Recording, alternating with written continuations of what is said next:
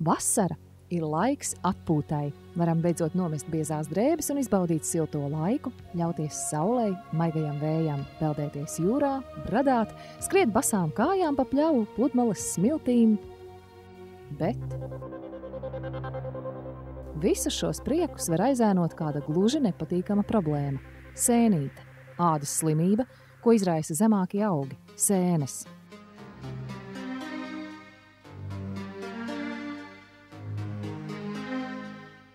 Āda ir lielākais cilvēka orgāns. Tas ir aptuveni 16% no ķermeņa masas. Āda sastāv no vairākām kārtām un tās veidojumiem – matiem, nagiem. Ārējā, raga kārta ir labi apskatāma, un tā ir cilvēka sēnīšu iemīļota dzīves vieta. Āda ir pakļauta berzēšanai, traumām un izmirkšanai.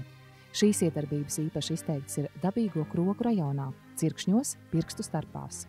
Nagi cieš no traumēšanas šauros apavos, no triecieniem pret apkārtējiem priekšmetiem.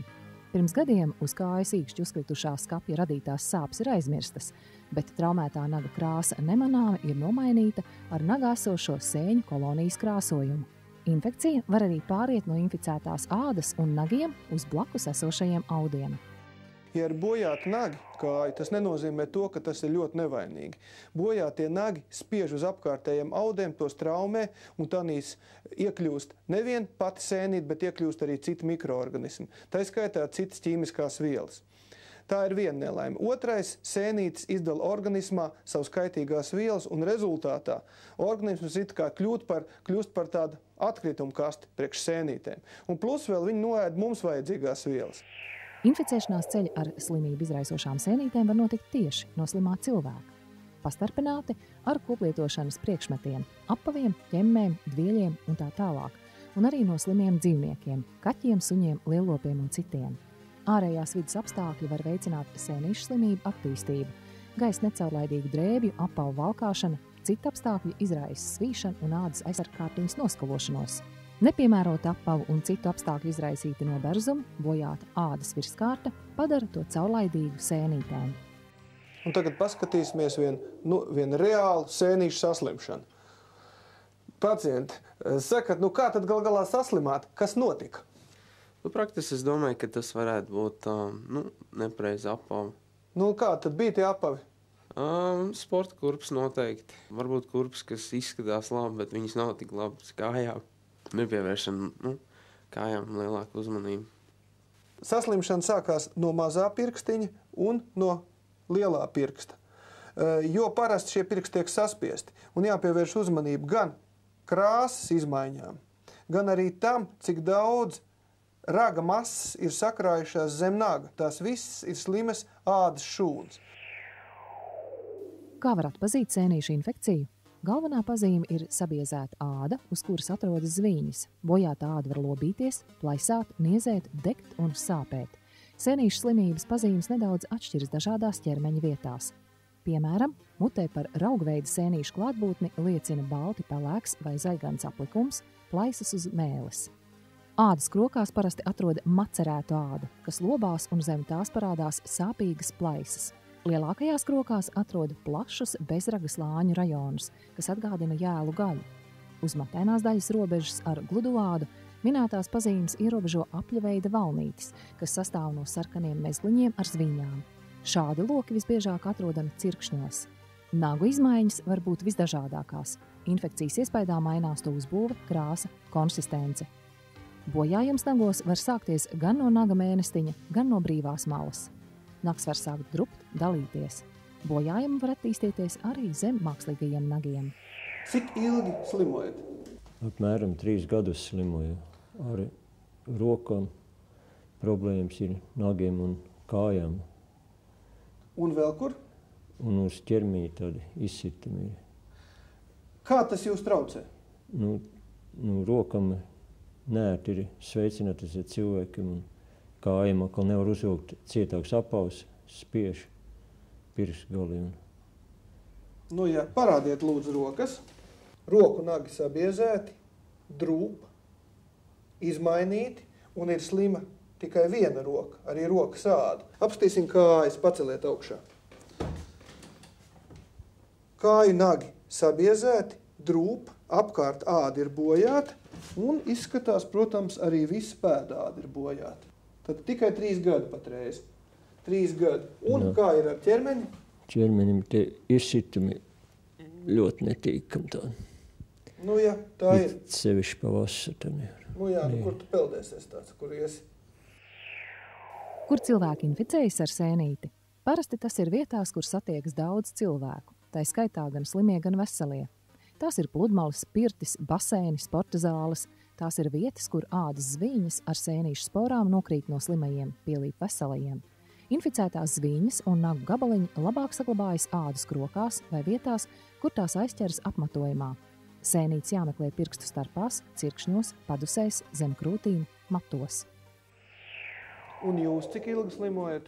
Nu, kāds 5 gadus, un tad sākās sāsinājums tagad, pagājušā gada novembra beigās.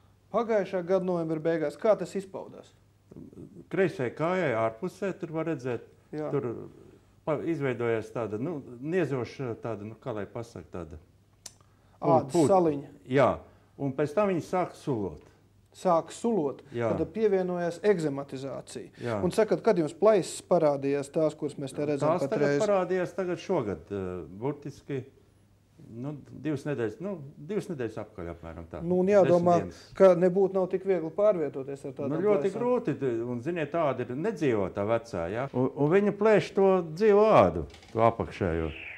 Eiropā 100 000 cilvēku lielā pētījumā konstatēts, ka vidēji ar sēnēm sirksta 36% izmeklēto. Turklāt rietumu pusē to ir 20 līdz 30%, bet tuvāk austrumiem mūsu pusē līdz 90% iedzīvotāju atsevišķās vietās. Cik ilgi slimojat ar kāju sēnītēm? Nu, gadu 9. Vai jūs ir uztraukuši biezie nagi? Nu, tie grūti nogriezt. Grūti nogriezt. Un tas arī viss. Un kas tad atkal tāpat kā citos gadījumos, biezie nagi, bojātā āda ir ieejas vārti infekcijai, kuras rezultātā attīstījusies šī gadījumā ir egzēma, bet tā kā ir traucēta asinsrite, tad ir traucēta arī vispārējā ādas trofika, un šāda āda jau cieš no venozas šķūles un no venozas egzēmas. Man artērijas aiztām bijušas. Taiskaitā. Sēnītes ir tās, kas veicina daudzu esošu slimību, attīstību un jaunu veidošanos. Sēnītes vienlaicīgi izdala kaitīgas vielas organismā, kas traucē šūnu nolobīšanos, deskvamāciju, kavē atjaunošanās procesus, un pateicoties tam, ka koks rudenī nomet lapas, viņš ir nometis arī savas kaitīgās vielas. Bet tas pats ir jādara arī cilvēkam, un tikai tad cilvēkā āda ir vesela, ja šis process nav traucēts. Sēnītes jārastē pēc iespējas ātrāk. Plašs ādas bojājums, atkārtota neveiksmīga sēnīšu terapija, nagu bojājums – tās ir indikācijas sēnīšu iekšējai terapijai ar tabletēm. Zāles pakāpeniski iznīcina sēnes slimajās šūnās. Ādai šis periods ir mēnesis, roku nagiem 2 līdz 3 mēneši, kājnagiem 3 līdz 18 mēneši. Visas citas metodes – nagu raušana, zāļu pilināšana, lakošana – var būt tikai kā pamatterapijas sastāvdaļa. 15 лет назад мне снимали ногти, и там лекарства внутрь не принимал, а единственное лечение было йодом мазали и все. Через 3 года у меня опять появилось. Kāpēc jārastē sēnīšu slimības? Sēnītes izdala organismā savas atkrituma vielas. Tās savukārt izdala vielas, kas spēj kavēt normālu ādas nolobīšanos, tā skaitā kaitīgo alergēnu mikroorganismu nomešanu. Sēnītes bojātās ādas daļas kļūst pieejamas sekundārai infekcijai. Sēnīšu bojātā ādā tā ieviešas 50% gadījumu, bet ieaugušu nagu gadījumā līdz 90%. Sekas – ādas mikrobu dabas un alerģiskas izcelsmes slimības. Sēnītes veicina ādas audzēju, kārpu saglabāšanos ādā. Sēnīšu bojāta āda ir estētiski nepievilcīga, pat kraupaina, var rasties ieauguši nagi.